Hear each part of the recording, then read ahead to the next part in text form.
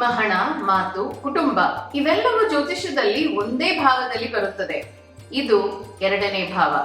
ಎಲ್ಲರಿಗೂ ನಮಸ್ಕಾರ. ಇವತ್ತು ನಾವು ಎರಡನೇ ಭಾವ ಬಗ್ಗೆ ಮಾತಾಡೋಣ. ಎರಡನೇ ಭಾವಕ್ಕೆ ಧನಭಾವ ಅಂತ ಹೆಸರಿದೆ. ಆದ್ರೆ ಇದು ಕೇವಲ ಹಣ ಮಾತ್ರ ಅಲ್ಲ, ಇದು ಕುಟುಂಬ, ಮಾತಿನ ಶೈಲಿ, ಆಹಾರ ಪದ್ಧತಿ ಮತ್ತು ನಿಮ್ಮ ವ್ಯಾಲ್ಯೂಸ್, ಪ್ರೈಮರಿ ಎಜುಕೇಶನ್ ಇತ್ಯಾದಿ ಬಗ್ಗೆ ಹೇಳುತ್ತೆ. ಎರಡನೇ ಭಾವ ಬಲವಾಗಿದ್ದರೆ ಹಣದ ಪ್ರವಾಹ ಸ್ಥಿರವಾಗಿರುತ್ತದೆ, ಸ್ಟೇಬಲ್ ಫ್ಲೋ ಆಫ್ ಮನಿ.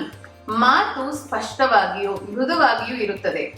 ಕುಟುಂಬದಲ್ಲಿ ಸಹಕಾರ, ಗೌರವ ಮತ್ತೆ ಹಾರ್ಮನಿ ಇರುತ್ತದೆ. ಶುದ್ಧ ಅಭ್ಯಾಸಗಳು ಸಹಜವಾಗಿ ಬರುತ್ತವೆ, ಆನೆಸ್ಟಿ, ಡಿಸಿಪ್ಲಿನ್. ಭಚಕ್ರದಲ್ಲಿ ಎರಡನೇ ಭಾವದ ಅಧಿಪತಿ ಶುಕ್ರ. ಅದಕ್ಕೆ ಎರಡನೇ ಭಾವ ಬಲವಾಗಿದ್ದರೆ ವಾಯ್ಸ್ ಬೇಸ್ಡ್ ಸ್ಕಿಲ್ಸ್ ಅಂದ್ರೆ ಟೀಚಿಂಗ್, ಸಿಂಗಿಂಗ್, ಪಬ್ಲಿಕ್ ಸ್ಪೀಕಿಂಗ್ ಬೆಳೆಯುತ್ತವೆ. ಆದರೆ ಎರಡನೇ ಭಾವ ದುರ್ಬಲವಾಗಿದ್ದರೆ ಹಣದಲ್ಲಿ ಅಸ್ಥಿರತೆ ಅಥವಾ ಆಕಸ್ಮಿಕ ಖರ್ಚುಗಳು ಕಾಣಿಸಬಹುದು. ಮಾತಿನಲ್ಲಿ ಕಠೋರತೆ ಅಥವಾ ಮಿಸ್ಅಂಡರ್ಸ್ಟ್ಯಾಂಡಿಂಗ್ಸ್ ಬರಬಹುದು.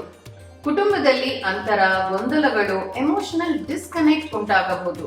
ತಪ್ಪು ಆಹಾರ ಪದ್ಧತಿಗಳು, ಕಂಠ, ಮುಖ ಭಾಗಕ್ಕೆ ಸಂಬಂಧಿಸಿದ ಆರೋಗ್ಯ ಸಮಸ್ಯೆಗಳು ಕಾಣಬಹುದು. ನೀವು ಕೇಳಿರಬಹುದು, ಆದಿಶಂಕರಾಚಾರ್ಯರು ಹೇಳಿರುವ ಒಂದು ಶ್ಲೋಕ, ಜಿಹ್ವಾಗ್ರೆ ವರ್ತತೆ ಲಕ್ಷ್ಮಿ, ಜಿಹ್ವಾಗ್ರೆ ಮಿತ್ರ ಬಾಂಧವಾಹ.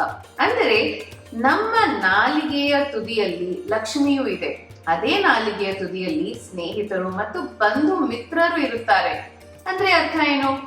ನಮ್ಮ ವ್ಯವಹಾರ, ಮಾತುಕತೆ, ನಾವು ಹೇಗೆ ಮಾತನಾಡುತ್ತೇವೋ ಅದರ ಪರಿಣಾಮ ನಮ್ಮ ಐಶ್ವರ್ಯ, ರಿಲೇಶನ್ಶಿಪ್ಸ್ ನಲ್ಲಿ ತೋರಿಸುತ್ತದೆ. ಅದಕ್ಕೆ ಎರಡನೇ ಭಾವ ಬಹಳ ಮುಖ್ಯವಾದದ್ದು. ಇದು ಎರಡನೇ ಭಾವದ ಸರಳ ಪರಿಚಯ. ಮುಂದಿನ ವಾರ ಮೂರನೇ ಭಾವ ಬಗ್ಗೆ ಮಾತಾಡೋಣ. ಜ್ಯೋತಿಷ್ ಶಾಸ್ತ್ರವು ನಮ್ಮ ಭಾರತೀಯರ ಸನಾತನವಾದ ವೇದಾಂಗ. ವೇದ ಅಂದ್ರೆ ವಿಧಾತುವಿಂದ ಬಂದಿರುವ ಪದ, ಅಂದರೆ to know or to learn.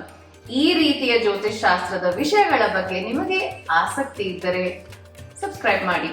ಧನ್ಯವಾದಗಳು.